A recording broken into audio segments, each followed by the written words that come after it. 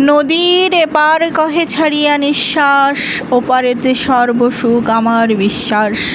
বিশ্বকবি রবীন্দ্রনাথ ঠাকুরের নদী কবিতার একটি জনপ্রিয় লাইন, আর আমাদের জীবনের সাথে এই লাইনটার অনেক মিল আছে। আমরা সবসময় দূর থেকে সব কিছু বিচার করে থাকি। দূর থেকে আমাদের সব কিছু সুন্দর মনে হয়। একটা মানুষের জীবনের কয়েক সেকেন্ডের ভিডিও, কয়েক সেকেন্ডের রেকর্ড বা একটা সুন্দর ছবি, সুন্দর একটা মুহূর্তের ছবি, সব কিছু মিলাই আমরা মনে করি এই মানুষটা সব দিক থেকে খুব সুখী। কিন্তু আসলে ভগবান কাউকে স্বয়ং সম্পূর্ণ করেনি, আর ভগবান সবাইকে খুব সুখ দিয়েছে এটা না। কারণ দুঃখ না থাকলে সুখের মর্মটা তো আমরা আসলে বুঝতাম না। সেজন্য আমাদের জীবনে যেমন সুখও আছে, দুঃখও আছে। তবে সুখটা আমাদের জীবনে খুব অল্প সময় থাকে, আর দুঃখটা একটু বেশি সময় থাকে বলে আমরা মনে করি যে আমাদের জীবনে কেন এত দুঃখ, এত কিছু, মানে এইসব আমরা মনে করতে থাকি। তবে সবার জীবনে সমুদ্রের মতো কখনো সবার জীবন গর্জন করতে থাকে, সুখের গর্জন, আবার কখনো দুঃখে ভাসিয়ে দিয়ে যায় মানুষের জীবন। এরকম ওঠাপড়া তো থাকবেই, তার ভিতর দিয়ে আমাদের চলতে হবে। আর মানুষের যে শখের বয়সের শখের ইচ্ছাগুলো পূরণ করতে হবে। যদিও আমি একটু দেরি করে আমার শখটা পূরণ হয়েছে, তারপরও ভগবানের কাছে আমার খুবই খুবই কৃতজ্ঞতা জানাই যে তিনি আশীর্বাদ করেছেন বলে আজকে আমি এই জায়গায় পৌঁছাতে পারছি। আর আমার প্রিয় মানুষটাকে আমি ধন্যবাদ জানাই, কারণ সে আমার এই ইচ্ছাটা পূরণ করেছে। যদিও আমার ইচ্ছাটা যখন ছিল সে তখন আমার এই ইচ্ছাটা পূরণ করেনি, অনেকটা দেরি করে করেছে। তবে যাই হোক, শখের বয়স থাকতে থাকতেই শখটা পূরণ করেছে, এটাই বা কম কিসের। আর এত কথা বলতে বলতে আমরা এখানে লবণ খেতে চলে আসছি, আর সেখানে আপনাদের একটু দেখাচ্ছিলাম যে হাতে বোনা চাদর কিভাবে তৈরি করছে। এখান থেকে আমরা তেমন কিছু কিনেই নি, শুধু দেখছিলাম, দেখে চলে আসছি। তারপরে আমরা গেছিলাম শালবন। আমরা এখানে যত জায়গায় ঘোরা যায়, স্বর্ণ মন্দির, সব কিছু ঘুরে তারপরে আমরা আদিনাথ দর্শনে গেছিলাম। তবে একটা কথা আছে, ভগবান না চাইলে কখনোই আপনি কোথাও পৌঁছাতে পারবেন না। ভগবানের কৃপা ছাড়া আমাদের জীবন চলবেই না। ভগবান যার কপালে যেটা লিখে রেখেছে সেটা হবেই। তাই অন্যকে দেখে হিংসা না করে ভগবানের উপর বিশ্বাস রাখতে হবে।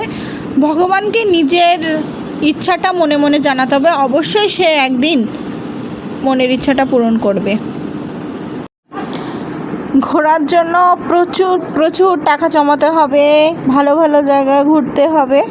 তবে আমাদের মতন মধ্যবিত্তদের আসলে ঘোরাটা ওইভাবে হয় না, আর আমাদের মাথায় চিন্তাও আসে না যে ঘোরার জন্য আমরা টাকা জমাবো। এই হয়তো একবার ঘুরেছি, আর হয়তো কখনো ঘোরা হবে কিনা জানি না। তবে শখ, ইচ্ছা সব কিছুই মনের ভিতরে থাকবে। এখন বাকিটা ভগবানের হাতে, আর কিছুটা আমার বরের হাতেও আছে। সে যদি চায় অবশ্যই আমাদের ঘোরাতে পারবে, কিন্তু সে আসলে আর ঘোরাবে কিনা জানি না। এই ইচ্ছাটা তাকে বলতে বলতে মানে এমন একটা পর্যায়ে হয়েছিল, ছেড়েই দিছিলাম যে আর কখনো হয়তো সমুদ্র দেখা হবে না তার সাথে। আমার খুব ইচ্ছা ছিল যে বিয়ের পরে আমি তার সাথে সমুদ্র দেখব, কিন্তু সেই ইচ্ছাটা এমন করে ফেলেছি আর কি, লাস্টে এমন একটা পর্যায়ে এসেছিল যে ভেবেছিলাম যে না, আর কখনোই হয়তো যাওয়া হবে না। কিন্তু আসলে ভগবান কপালে লিখে রাখে যেটা, সেটা তো হয়। তবে আমার একটা জিনিস মনে হয়, গুণবতী রূপবতী হওয়ার থেকে ভাগ্যবতী হওয়াটাই ভালো। আর সেই ভাগ্যটা ভগবান লিখেছে, তো ভগবান লিখেছে বলে এখানে যেতে পেরেছিলাম। আর ভগবান যদি না লিখতো তাহলে আর যাওয়া হবে না। এখন ভগবান যদি চায় আরও কোথাও ঘুরতে যাব বা আরও কোথাও নিয়ে যাবে ভগবান, তাহলে অবশ্যই যেতে পারবো। সেখানে গিয়ে আরও ভালো ভালো ব্লগ বানাতে পারবো, আপনাদের দেখাতে পারবো। কিন্তু ভগবান যদি না চায় তাহলে হবে না। তবে ভগবানের চাওয়ার সাথে সাথে আমার বরকেও একটু চাইতে হবে। তো ভগবানকে বলছি যে এর পরের ট্রিপটা যেন খুব তাড়াতাড়ি হয়, আর তাড়াতাড়ি তার একটা ব্লগ দিতে পারি। আর আপনাদের সাথে সব আজে বাজে কথা বলতেই আসি, এত কথা বলছি।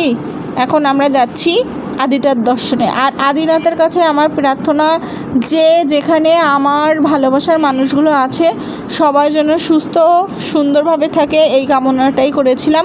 কারণ বর্তমান পরিবেশ পরিস্থিতি এমন হয়ে দাঁড়িয়েছে যেখানে বেঁচে থাকাটাই কিন্তু একটা চ্যালেঞ্জের ব্যাপার হয়ে গেছে। অনেক ঘটনা ঘটছে চোখের সামনে, অনেক কিছু দেখছি, আর এত টেনশন হয়, মানে সব সময় যেন ভয়ে কাটা হয়। মানে একটা ফোন বাজলে মনে হয় এই না জানি কী খবর আসলো, এই না জানি কী খবর আসলো।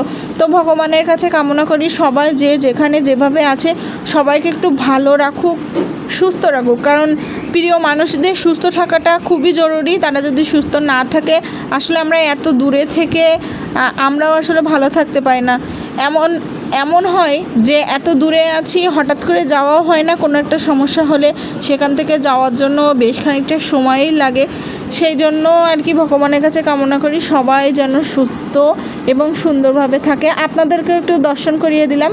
কিন্তু আদিনাথ দর্শন করার সময় আসলে আমার মনে হয়নি যে আমি ক্যামেরাটা বের করব। তাকে দেখার পরে আমার ভিতর থেকে তার কাছে যা প্রার্থনা করা ছিল আমি সেগুলোই করছিলাম। আমার তখন আসলে আর ভিডিও করতে ইচ্ছা হয়নি, এজন্য আর কি সেই ভিডিও ক্লিপটা আমার কাছে নেই। তো ওইখান থেকে আমরা বেরিয়ে চলে আসছি। এখানে আবার একটু ঢং করে ছবি তুলছিলাম। তারপরে আমরা এখানে কিছুক্ষণ ছিলাম, এখানে থাকতে বেশ ভালোই লাগছিল। এই যে রিদিতাও আবার এ পাশে আছে, সেও খুব মজা করছিল। দৌড়াদৌড়ি করার একটা ভালো জায়গা ছিল। আমরা এখন মন্দির থেকে বের হয়ে যাব। সামনে আমাদের ইজি বাইক আছে, সেখান থেকে আমরা ঘাটে চলে যাব। আর এখন এই যে আমরা যখন এসেছিলাম তখন কিন্তু জোয়ার ছিল, এখন ভাটা। এই যে এখন কতটা জল ওই সাইডে চলে গেছে দেখুন। আর সামনে মানে এতটা হেঁটে যাওয়ার পরে আমাদের স্পিড বোট আসবে, সেখান থেকে আমাদের উঠতে হবে। তো আপনারাও আসুন ঘুরতে কক্সবাজার, অবশ্যই ভালো লাগবে। আমরাও অনেক জায়গায় ঘুরছি। তো আরও আরেকটা পার্টের ভিডিও আসবে, আরও যেসব জায়গায় ঘুরেছিলাম সেগুলোর ভিডিও আপনাদেরকে অবশ্যই শেয়ার করব। আর যদি আমার এই ভিডিও ভালো লাগে একটু কমেন্ট করবেন। আর সবাই চেষ্টা করবেন ঘুরতে যাওয়ার। আসলে বাইরে ঘুরতে গেলে কিন্তু ভালো লাগে খুব।